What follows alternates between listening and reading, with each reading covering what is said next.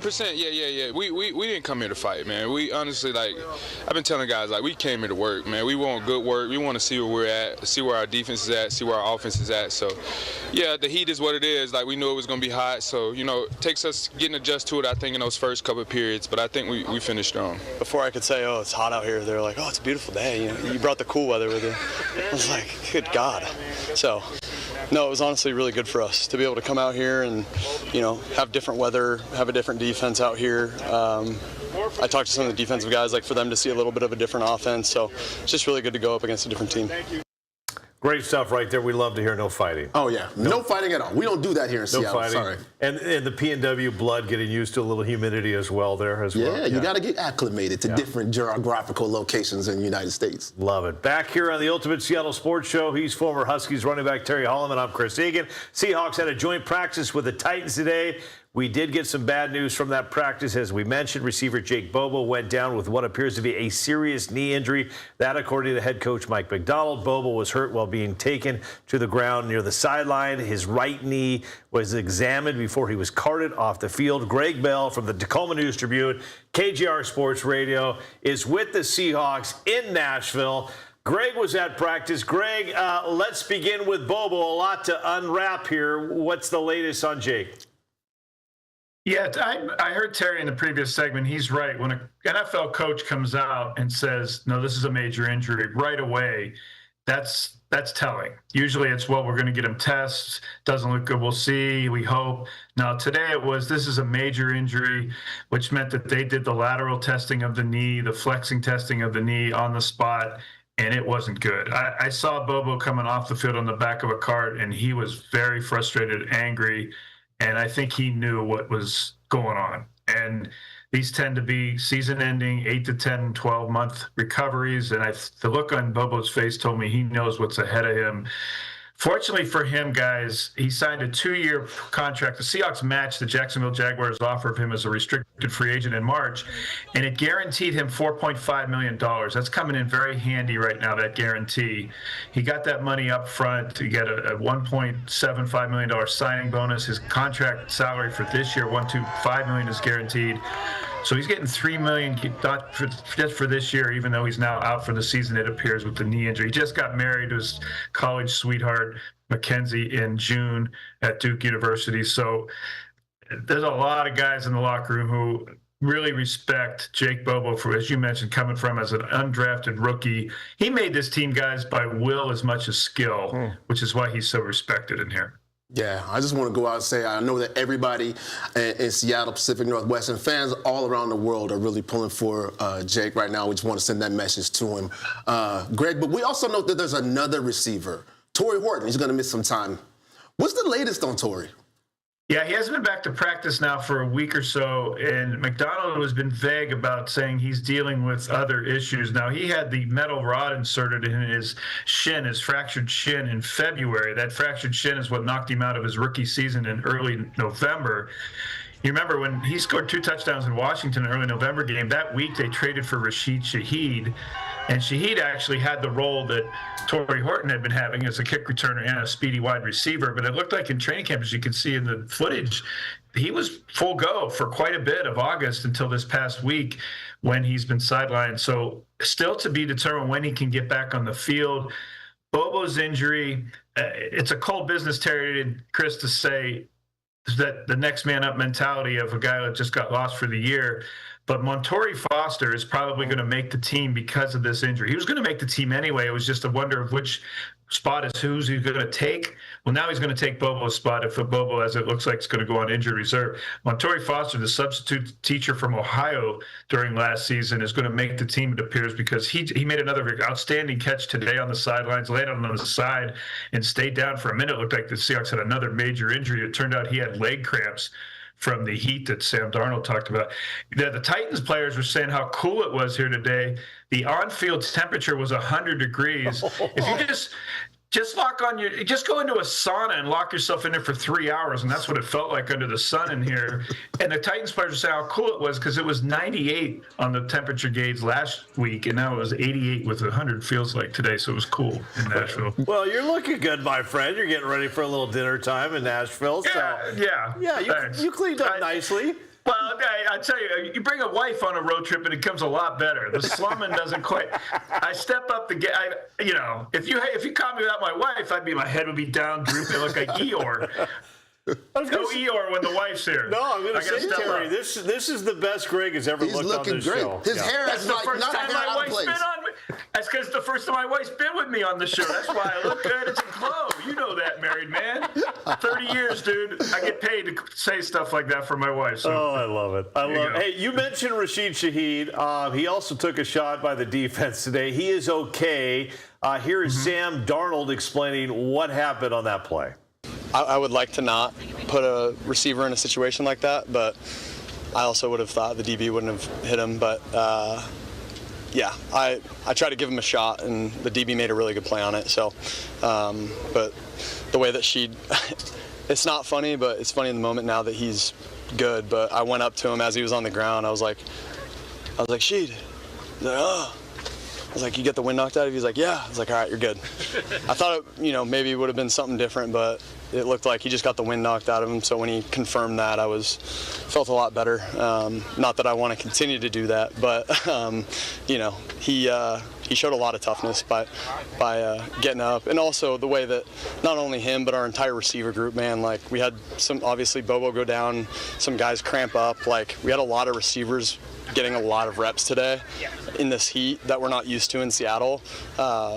Those guys stepped up in a huge way, and they were playing really, really tired and showed a lot of grit today. I'm sorry. All right, good stuff there from Sam Darnold. And Gregg, you mentioned Foster possibly being the next man up. We saw him featured on HBO Hard Knocks. We've seen HBO featured JSN and Cooper Kupp being everywhere. But Rasheed Shaheed, how big is he going to be for this team right now?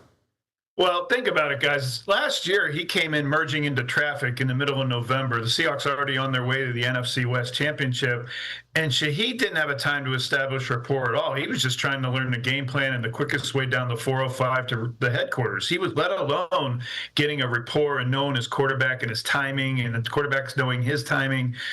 Well, this offseason, they spent a lot of time doing it. In fact, from the mid-June minicamp to the start of training camp at the end of July, Rasheed Shaheed went down to Southern California, where Sam Darnold's from. He's from San Clemente, and they worked out at Saddleback Junior College in Mission Viejo. Of course, it was close to home for Shaheed as well. He's from San Diego. But they spent a good couple weeks running pass routes on a college field down in Southern California, and that gave Darnold more of a feel of his speed. Because, yeah, it's against air, but when quarterbacks throw the receivers in shorts and T-shirts on the field, you can really get, as a quarterback, a feel for the speed the receiver has in the open field. And Darnold knows now that he can almost not overthrow Shaheed. Lay it out there. This guy's going to run under it. He's that fast. The Seahawks don't have anybody else on the roster as fast as Shaheed, so Darnold's not used to throwing to somebody that fast. And he often threw behind it. NFC title game, 52-yard catch in the first quarter. That was an underthrown ball that if Darnold had gauged the speed and thrown it out there, Shaheed would have had a 70, 80-yard touchdown in a minute and a half into the game.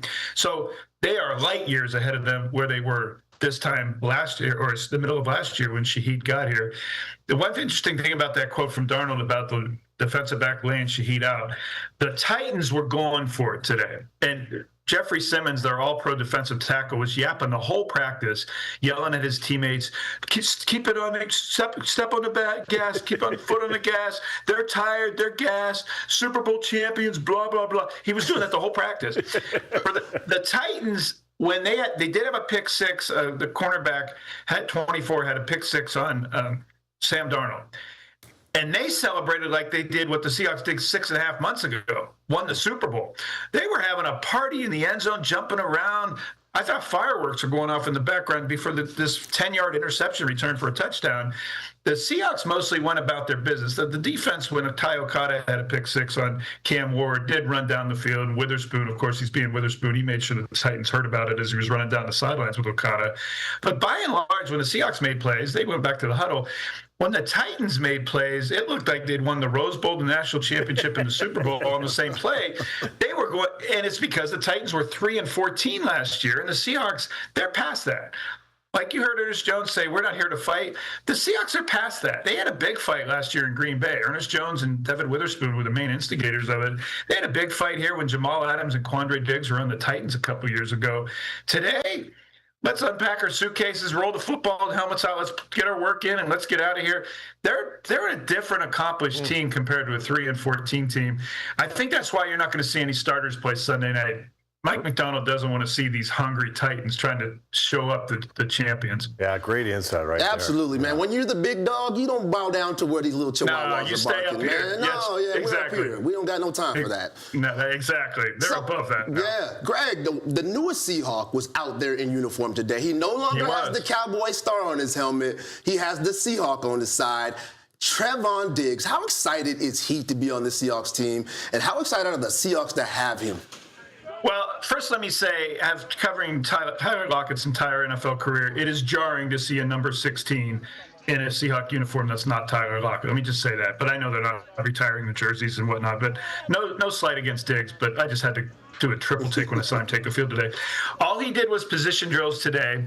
They're going to ramp him up, but it's interesting, Terry. He got here at a point where they only have, after today, 3 practices left in the preseason. They've got the game they're off tomorrow for a pregame type work. Then you got the game Sunday night here in Tennessee that the starters won't play. I can't imagine Diggs playing. He hasn't been in pads since January. Today was his first day. And he just signed 2 days ago. Then they travel on Monday to get back, Monday afternoon. Then they have practices Tuesday, Wednesday, Thursday, a light one, because Thursday they're leaving to go to Kansas City to play the final preseason game, August 28th, a week from today. And then it's cutdown day, August 30th. And it's on to New England on September 9th in the NFL kickoff game. That's only 3 practices left now for Diggs to have an impact. I don't know. And when I asked him, do you think he can play in that Kansas City game a week from now? He said, maybe. I think what's going to happen, guys, he hasn't, as I said, played in 7 months since January with the Packers. He only played 2 games for them and 1 snap in a playoff game. I think what's likely to happen is that they may release him. He's a veteran, so he doesn't need waivers. And I bet they release him with a gentleman's agreement to, hey, why don't you sign on our practice squad? And then we'll ramp you up for a couple more weeks as if you signed August 1st instead of August 19th. And that'll give you some ramp-up time into the season, and then we can look at you coming up from the practice squad and joining the roster. That's an alternative they may have to using a roster spot on Diggs. Diggs can always say, no, I don't want to do that. I want to go be a free agent and sign with anyone I want. But I think they may offer him that. And if he says no, they may put him on the 53.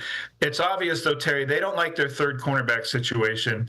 Noah Igbenogany, the 8-year veteran that Dan Quinn made a nickelback in Washington a few years ago, he was the third corner today. It had been Nehemiah Pritchett early in training camp, unproven, third-year guy, 5th-round pick from Auburn a couple years ago.